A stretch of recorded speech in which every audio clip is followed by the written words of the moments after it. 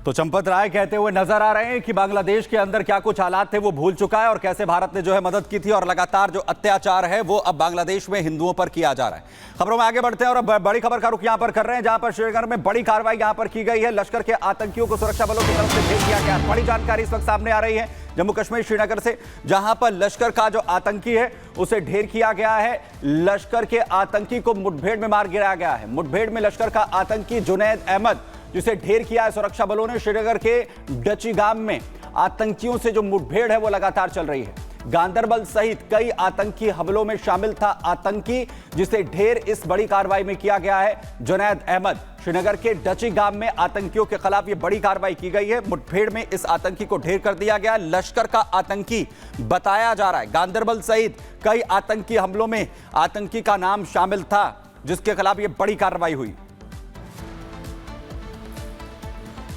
तो गांदरबल आतंकी हमले के पीड़ितों से हमारे संवाददाता गुरसिमरन ने बातचीत की। उन्होंने कहा कि आतंकियों का यही हाल होना चाहिए। इस दौरान क्या कुछ बातें और हुई हैं, आपको एक रिपोर्ट दिखाते हैं।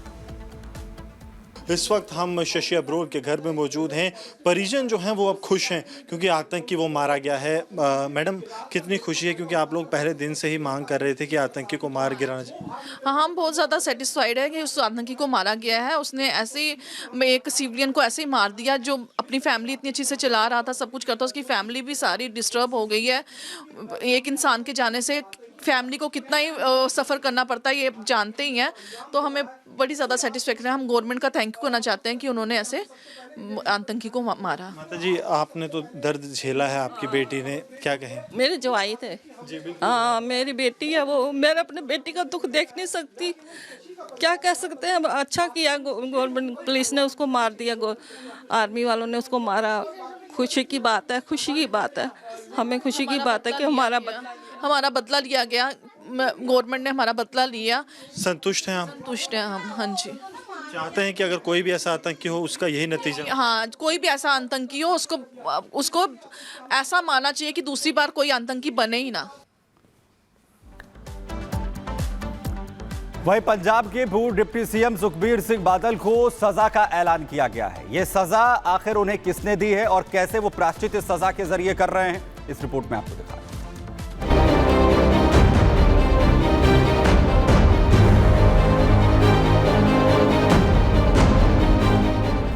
टूटा पैर, व्हील चेयर पर सवार सुखबीर सिंह बादल पहुंचे अकाल तख्त के द्वार।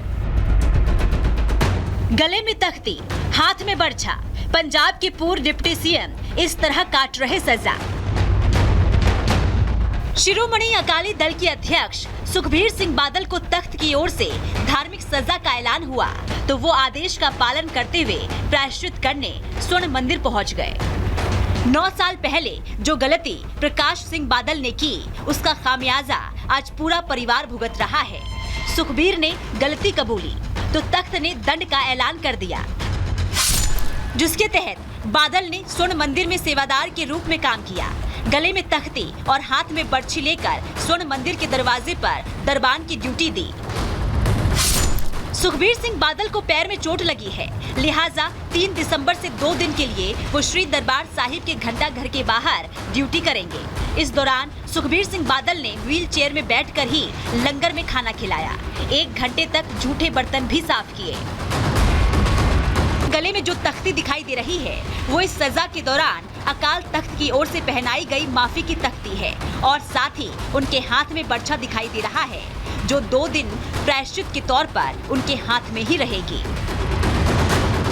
श्री अकाल तख्त साहिब में तनखैया घोषित हो चुके सुखबीर बादल और उनकी तत्कालीन कैबिनेट में रहे मंत्रियों को धार्मिक सजा सुनाई गई है, लिहाजा सुखदेव सिंह ढिंडसा भी सजा काटने के लिए पहुंचे। उनके भी गले में तख्ती और हाथ में बर्छा नजर आया। श्री अकाल तख्त साहिब की तरफ से सुखबीर सिंह बादल को ये सजा उनके कई गुनाहों के चलते सुनाई गई है। उन पर सबसे बड़ा आरोप ये था कि उन्होंने साल 2007 में सलाबतपुरा में डेरा सच्चा सौदा प्रमुख गुरमीत राम रहीम के खिलाफ दर्ज मामले को वापस ले लिया था और इसे एक तरीके से राम रहीम को माफ करना समझा गया था। उन पर दूसरा आरोप ये लगा था कि उन्होंने वोट बैंक के लिए अपने पंथ यानी धर्म के साथ गद्दारी की उन पर तीसरा आरोप ये था कि उनकी सरकार के दौरान बरगाड़ी धार्मिक दुराचार मामले की सही तरीके से न जांच हुई और न ही कार्रवाई की गई थी। सुखबीर बादल और उनके नेता पहले वो 2 दिन श्री दरबार साहिब में सेवादार की ड्यूटी करेंगे। इसके बाद वो 2 दिन श्री केशगढ़ साहिब, फिर 2 दिन श्री दमदमा साहिब तलवंडी साबो, 2 दिन श्री मुक्तसर साहिब और 2 दिन श्री फतेहगढ़ साहिब में गले में तख्ती पहन और हाथ में बर्छा लेकर सजा काटेंगे। Bureau report, Republic Bharat.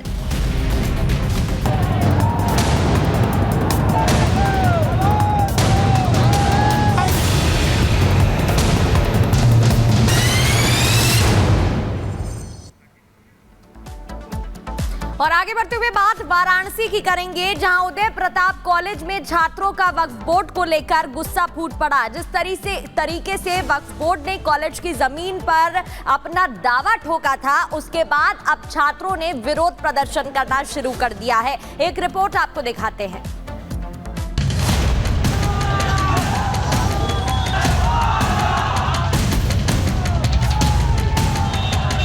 वक्फ बोर्ड की मनमानी के खिलाफ अब देश में आक्रोश बढ़ता जा रहा है। ये तस्वीरें यूपी के वाराणसी की हैं, जहां वक्फ की हड़प नीति के खिलाफ छात्र सड़कों पर हैं और प्रदर्शन कर रहे हैं।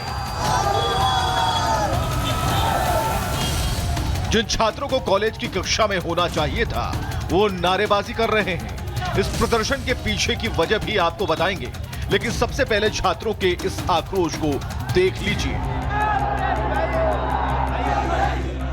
ये आक्रोश इसलिए है क्योंकि जिस कॉलेज में ये छात्र शिक्षा ग्रहण करने जाते हैं, उस कॉलेज पर वक्फ बोर्ड ने अपना दावा ठोक दिया है। ये विवाद अभी तक उदय प्रताप सिंह कॉलेज प्रशासन और वक्फ बोर्ड के बीच था, लेकिन जैसे ही छात्रों को इसकी जानकारी मिली, उन्होंने वक्फ बोर्ड के खिलाफ मोर्चा खोल दिया।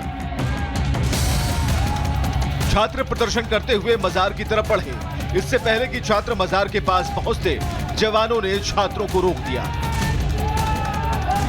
28 नवंबर को सीएम योगी इस कॉलेज के स्थापना दिवस समारोह में शामिल हुए थे।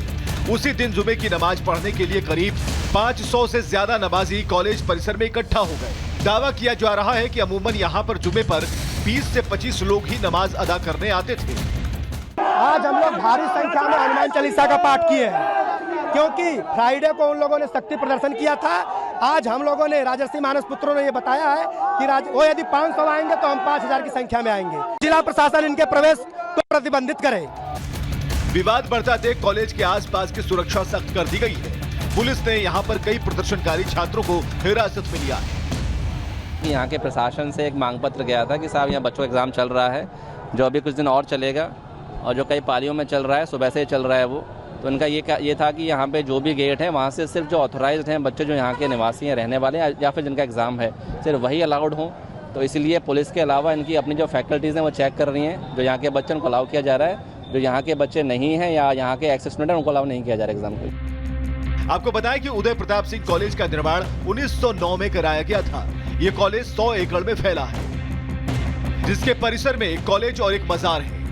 इसे लेकर 2018 में सेंट्रल वक्फ बोर्ड ने कॉलेज प्रशासन को नोटिस थमाया था, जिसमें वक्फ ने कॉलेज की पूरी संपत्ति पर दावा किया था।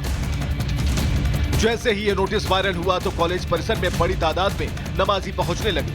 जब कॉलेज के छात्रों को भनक लगी कि उनके कॉलेज पर वक्फ ने दावा ठोक रखा है, तब से ही छात्र वक्फ बोर्ड के खिलाफ प्रदर्शन कर रहे हैं और कॉलेज परिसर में नमाज पर रोक करने की मांग कर रहे हैं। Bureau report, Republic Bharat. और जिस तरीके के हालात इस वक्त वाराणसी में देखने को मिल रहे हैं, इसी को लेकर जो है वक्फ बिल की मांग भी तेज होती हुई यहां पर नजर आए। बहरहाल